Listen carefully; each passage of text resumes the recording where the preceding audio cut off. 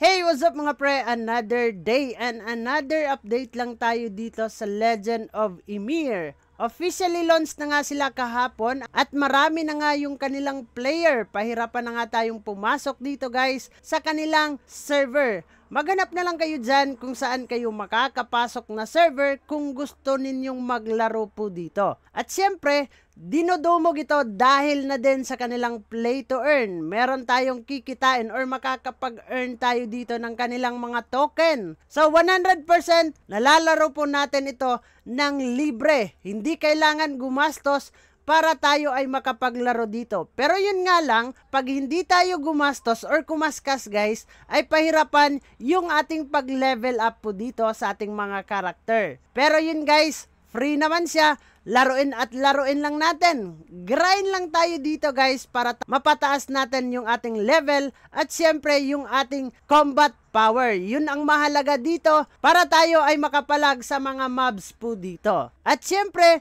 pag-uusapan natin dito kung paano tayo magko-connect ng ating wallet. At anong wallet nga ba ang gagamitin dito guys para magamit natin yung kanilang pre-registration reward. Kaya silipin na natin ang Legend of Ymir. Bago tayo magpapatuloy dyan, intro muna!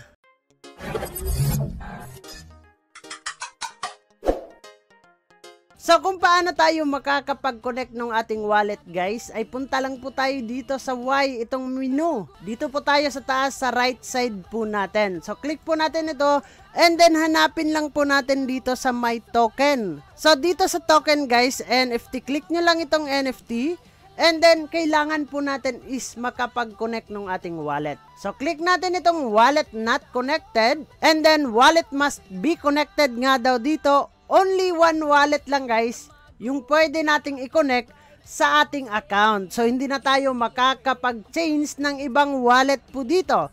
So, connected wallet cannot be connected to another account nga daw dito. So, do you want to proceed? And then, acknowledge lang po natin, check po natin tong merong box dito guys. And then, connect lang po tayo. So, sa pag-connect po dito guys, kailangan po naka-download tayo ng Wimix Play sa ating mobile phone.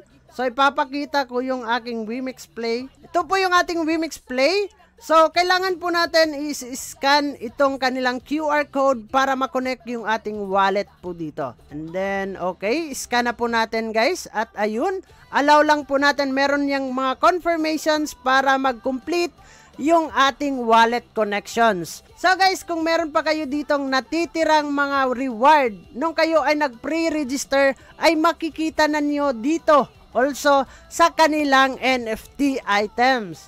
So, kung meron kayo dyan guys, click nyo lang and then click nyo lang tong unsell para mabuksan nyo po yung inyong box or ano man yung binigay sa inyo. At kung meron pa kayong mga NFT box po dyan na mga pa-reward dito sa Legend of Ymir, ay inyo na po itong gagamitin. So, ganun lang guys, no? Marami pa po tayong pag-uusapan dito sa game na to.